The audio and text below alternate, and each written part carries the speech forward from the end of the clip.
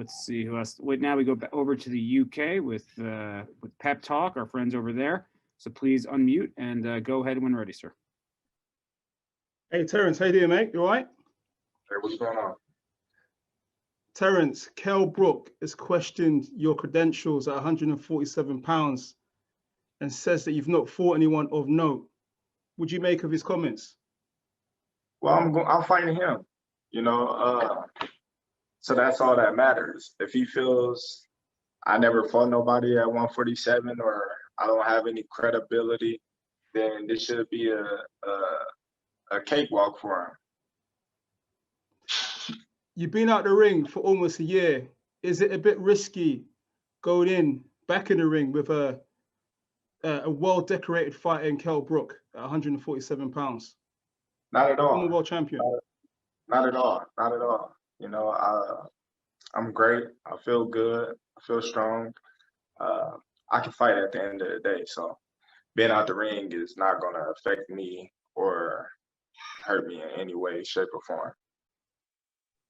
Thank you very much. And again, please use the raise hand button or send a private message on the chat if you'd like to ask. I'd like to ask Terence a question. So now we go back to the UK. Jonathan Nagyoff. Jonathan from Pro Boxing Fans, please go ahead when ready. Hey, Terence. Where do you rank Kell Brook in terms of the opponents you've faced in your whole career? And how long has Kell Brook been on your radar for? Well, I actually can't rate him because I've never been in a ring with him yet. And actually, he never was on my radar from the jump.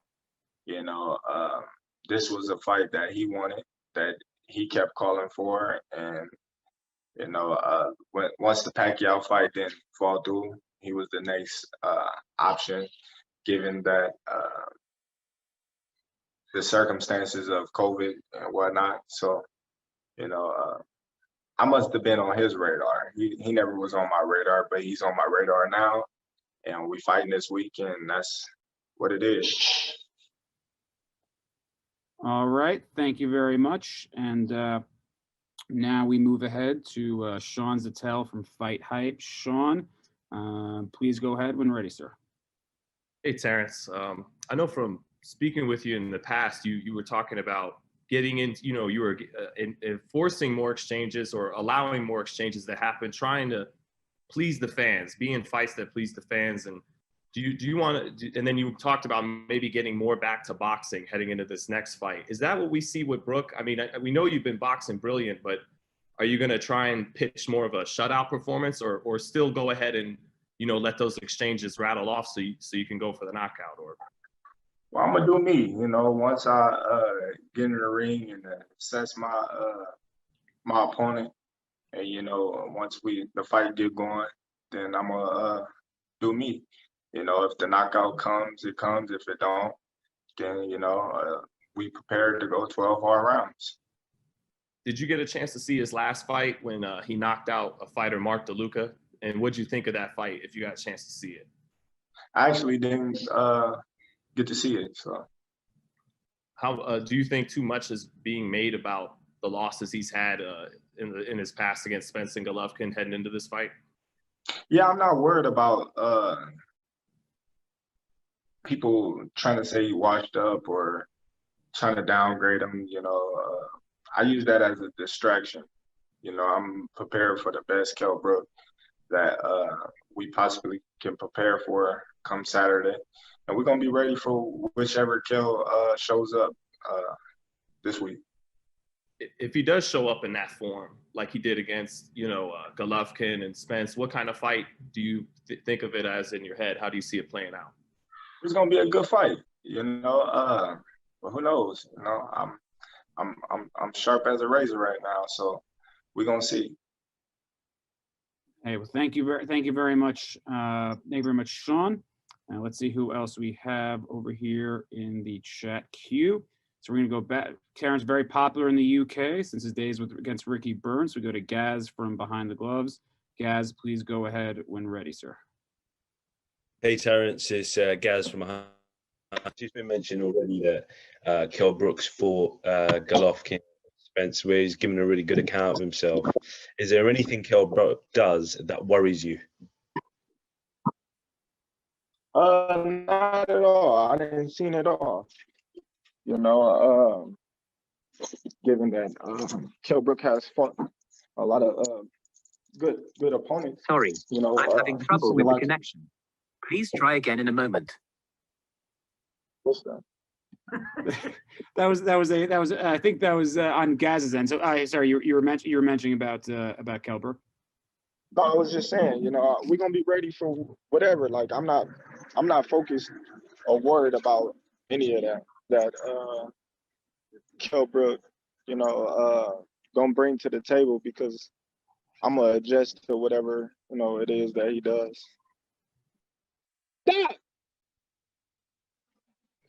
I guess now Terence is outside, so we go ahead to Jake Donovan from Boxing Scene. Jake, please go ahead when ready. Thank you very much, Evan. I have the same question for Terence and for Todd. It's about Relentless. Terence, I just wanted to know what you thought of seeing the shoulder programming going into this fight, and how it feels to have that kind of attention, that big fight attention, without it having to be a pay-per-view. I don't know. I don't know. So it feels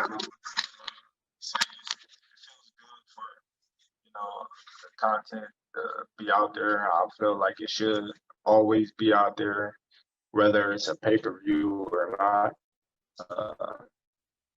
I consider this a big fight for boxing fans, and yeah. Okay, very cool. Thanks, Terence. I appreciate it. And Todd, if you can kind of answer the same question, just how important is it for, you know, for Top Rank's best pound-for-pound fighter to get this type of attention? Well, I mean, this is obviously, you know, it's one of our priorities is constantly keeping it going and keeping the awareness and getting Terence Crawford as mainstream as possible. And I think we can all talk about in the boxing world how great he is, and we all live in a little, you know, and sometimes a little world. And our job as his promoter and our job is to make him as big as possible. And when we bring him to the biggest platforms and the biggest network, when he's showing in his fights and they do big numbers, those are terrific. We have, obviously you saw Relentless. It was part of that. I mean, I think in Terence's last fight, we had blood, sweat, and tears. These are shows that we produce in-house. I think, and Terence can speak on it, I think Andre and Terence have a really good interaction. We saw that back in December when they sat down for a talk. And so when we did Relentless, I think the two of them feed off each other really well. And I think you get the best out of Terence there. And then we're going to have real time this week. So we'll have weekly posts of everything going on and content being circulated everywhere to drive awareness. And this is what our job is. And then it's Terence's job to come off the way he is and show people in the ring the night before and show people outside of the ring, you know, who he is and what makes him so special.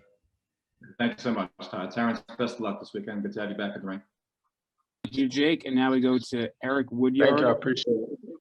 Now we go to Eric Woodyard from ESPN.com. Eric, please go ahead when ready. Hey, what's up, Terence? How you doing, man? You look Hey, what's around going at boxing right now.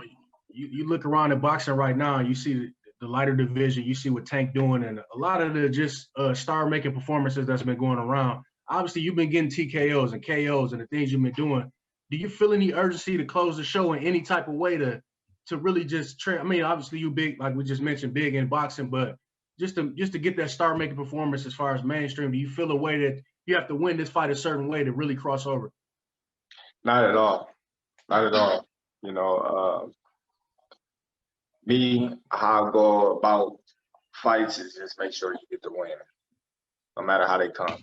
So I'm not going out there to try to outdo a previous performance or any other fighter. My thing is just to go out there and make sure I get the win and secure that first, and everything else can come second. If the knockout's there, of course I'm going to go out there and take it. But if it's not, then like I said before, we prepare for 12 hard rounds. is this a fun time in boxing for you right now? Just looking around at just all the young talent, like just is this a fun time to be a part of the sport right now? It's always been a fun time to be a part of the sport. You know, I couldn't think of a time when it wasn't. All right, thank you very much. And now we stay in Las Vegas. Sam Gordon from the Las Vegas Review-Journal. Sam, please unmute and go ahead when ready, sir. Terence, thank you for the time today. Really appreciate it. A couple quick questions for you. I mean, with all this talk about, you know, the mainstream and you being in the mainstream, I was just curious, right now, when you go out, say when you're out in public and when you're with your family in public, do you get approached and stopped a lot? Do people recognize you as arguably the best pound for pound fighter in the world? Do you get a lot of attention like that? Of course, everywhere I go, people come up to me, say, yo, that's Terence Crawford, that's the best fighter in the world. It doesn't matter where I be, you know, I've been all over the world, all across in different countries, and they still notice me, and, you know, and that just let me know where I stand in the sport of boxing today. Do you enjoy getting that kind of attention? Yeah, it's cool. It's cool. Sometimes, you know, like when you're out with your family and you're eating, and one person want a picture and you don't want to seem like an asshole, you tell them, yeah, then next thing you know, you got 50 people lined up to take a picture with you. It kind of get irritating, but at the same time, this is what we do it for. And without the fans, there's no us. So, you know, it just comes with the territory. Absolutely. And then the last thing for me, Terence, at this stage of your career, with everything you've accomplished and with the way you've accomplished it, what is your biggest motivation at this stage? What do you want to prove? What do you want to showcase? What drives you at this stage of your career to continue being the #1 boxer in the world? Just showing everybody that I'm the best, you know, just competing. You know, that's it. You know, just proving all the doubters wrong and all the naysayers that I'm the best fighter in the world. Thank you very much, Sam. And now we go back across the pond to our friends over at Boxing UK. So please unmute and go ahead when ready. Hi, Terence. It's Steve from Boxing UK. Terence, one of the things Kell said is you haven't faced anyone like him in the past. What do you think Kell brings to the table that you might not have encountered before? Well, he never faced nobody like me, you know. So he can say I never faced nobody like him, and I can say he never faced nobody like me. And I don't know what he brings to the table because I haven't been there. I haven't been in the ring with him.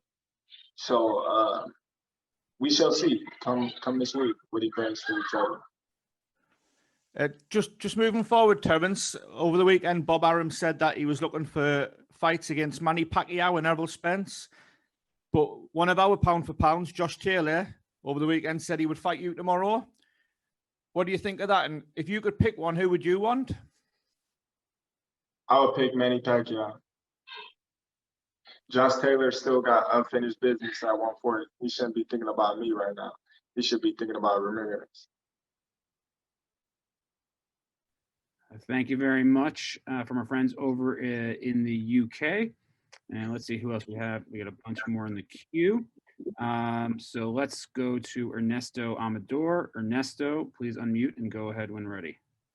Thank you. Hey, Terence, maybe this is going to sound crazy for you, but a lot of Mexicans, they put you in the #1 of pound for pound instead of Canelo. What is the meaning for you that a lot of Mexicans put you in this place? And if you see in the future, if you grow in weight division, a fight with the Mexican warrior? Well, that just shows, you know, that a lot of people respect me for what I've accomplished in the sport of boxing. And, you know, Canelo's a tremendous talent. And, I respect everybody's opinion. And now I don't never think me and Canelo will fight. He's, 168, 175. You know, I'm just 147. So I'll never see that fight ever really happen. Very much. And now we go to Josh Katzowitz from Forbes. Josh, please unmute and ask your question when ready. Hey, Terence. talked to Errol Spence last week, and he said he thought that if a fight between you guys didn't happen in 2021, he didn't think it was going to happen at all. Wondering what you thought about that, and if you thought, obviously, I know you're not looking ahead past Kell Brook, but if it doesn't happen with a fight with Spence doesn't happen in 2021, do you think it's just kind of going to go by the wayside? Yeah, it might, but like I said, I never really felt like I really needed Errol Spence for my legacy or my career. I've accomplished so much in the sport of boxing that, I really didn't need him. Yes, I needed them for my legacy at the welterweight division and becoming a two-time undisputed champion in 2 different weight classes. But if that fight don't happen, I don't feel like, it hurt my legacy. It just hurt the legacy of the welterweight division. All right. Thank you very much, Josh. I know we have a bunch of people asking questions. Terrence got to get back to it. So we'll probably have time for a couple of more before we sign off. So again, anybody wants to raise hands or message me in the private message down below, and we will get to you. We're going to go back to the UK with Gaz from Behind the Gloves. Gaz, please unmute and go ahead. Hey, Terence, I didn't really hear your answer before because my internet dropped out. But just going back to the point, does Kell do anything that worries you? In beating Kell, if he's successful on Saturday night, would it be your best win at welterweight?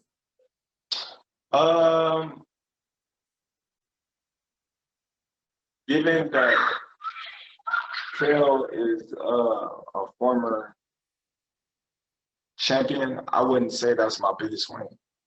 I still view the Jeff Horn fight as my biggest welterweight win, being that he was coming off a upset victory with Manny Pacquiao. So I feel like, he was the champion at the time. Kell Brook had nothing to lose, a lot to gain. So he really had nothing to offer me but a name. So no, I wouldn't say that's my biggest victory at welterweight. Thanks, Terence. Thank you. And next we go to Mr. Lee from Seconds Out. So please unmute and go ahead when ready. Hi, Terence. How are you? What's going on? Good, good. I was just wondering what you think ahead of Spence's fight on December the 5th. Do you think he's going to come out there with the victory? I don't know. I'm not even focused on what they got going on. I'm focused on my fight this weekend. So, yeah. All right. Let's see. Looks like we have a couple more. Gail, please unmute and go ahead when ready. Thanks very much. We'll try to get through this one without another dog barking. Terence, you've got quite a compound there in Nebraska. It seems almost like a team atmosphere. Do you consider that a big advantage to you? And is anything altered that during COVID? I wouldn't say it's an advantage, because at the end of the day, when you get in that ring, can't nobody fight for you. Yes, it's always beautiful with everybody cheering for you and rooting for you, but at the end of the day, we all fighters. We done been in places where everybody booing us and still came out on top. So it just, that warm feeling of having everybody cheer for you and motivate you. But at the end of the day, you still got to fight. Well, you took a lot of trouble to go to the bubble to see your buddy, Sergeant Herring. So you expect him ringside? Oh, for sure. I expect him and Steven Nelson to be ringside. Good luck to you, Terence. Thank you. Thank you very much, Gail. And I know my apologies. We're not going to get to all the questions for Terence. Terence does have to run, so I do apologize for that. Terence, any closing thoughts as you're one day away from the bubble? And anything else you'd like to say to the fans out there? We're going to be watching Saturday night on ESPN and Premier Sports in the UK. I would like to thank everybody that support Terence Crawford and Team Crawford. Looking forward to this weekend, and I hope everybody tune in and watch for a good show, and I'm looking forward to putting on a great performance. Well, thank you, Terrence. I'm sure, as always, you will put on a spectacular show. Thank you, everybody, for joining us today. And remember, Saturday night, 10 p.m., ESPN and ESPN Deportes, undercard, 7 p.m. Eastern on ESPN Plus. And also for our great UK fans, Premier Sports. You can watch it live there as well. Thank you, everybody.